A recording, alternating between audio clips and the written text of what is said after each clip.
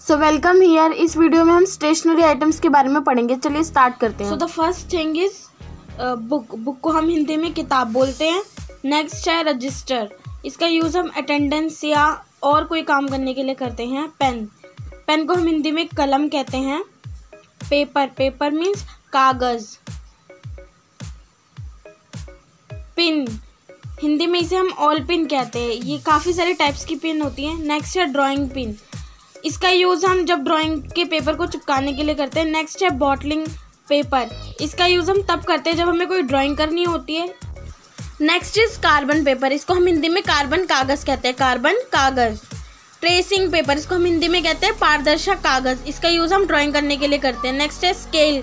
कोई भी चीज़ मापने के लिए हम स्केल का यूज़ करते हैं। इसको हिंदी में मापक कहते हैं। कॉर्क को हम हिंदी में काक कहते हैं। एक तरह की लकड़ी होती है ये। Paper clip. इसको हम हिंदी में चिमटी कहते हैं।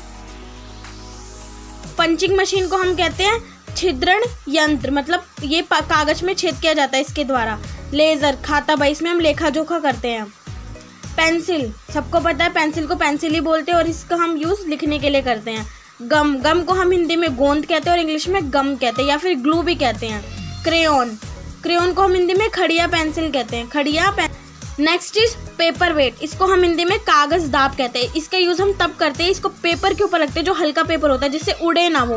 नेक्स्ट है इंक को हम हिंदी में स्याही कहते हैं और इसको and the next stationery object is ink pad. इसको हम हिंदी में रोशनाई का गद्दा कहते हैं। इसका यूज़ हम स्टैम्प के लिए करते हैं। Invitation card. किसी भी तरह का निमंत्रण हमें देना होता है तो जो हम कार्ड देते हैं किसी को इन्वाइट करने के लिए उसे हम इन्विटेशन कार्ड कहते हैं।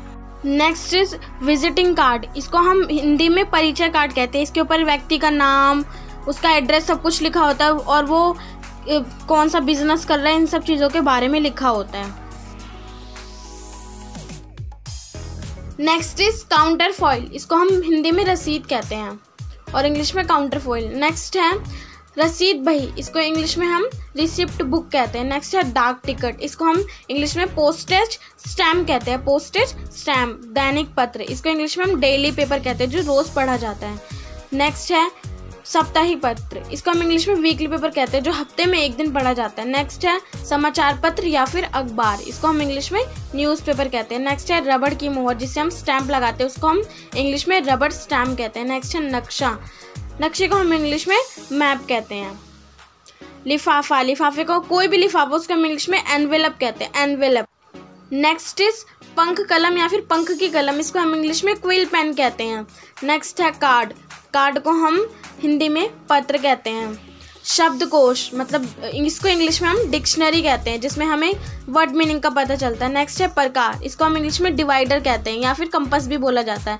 नेक्स्ट है लेबल। इसको हम इंग्लिश में टैग कहते हैं। नेक्स्ट है लेखन पत्र जिसपे हम अपना एग्जाम देते हैं, इसको हम राइटिंग पैड कहते हैं या फिर एग्जाम बोर्ड भी कहते हैं। काली स्याही को हम इंग्लिश में ब्लैक इंक कहते हैं। Black ink. और लाल स्याही को हम इंग्लिश में बोलते हैं रेड इंक। तिपाई मतलब कि स्टूल। इसको हम इंग्लिश में स्टूल कहते हैं।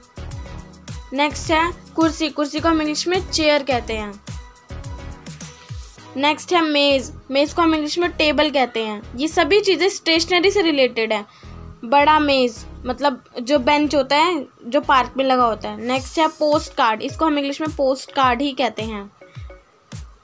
मासिक पत्रिका मतलब कि मंथली मैगजीन, जो मैगजीन महीने में एक बार आती है। नेक्स्ट है कागज़ कतरन यंत्र मतलब कि पेपर कटर जिससे पेपर काटा जाता है। नेक्स्ट है टेप।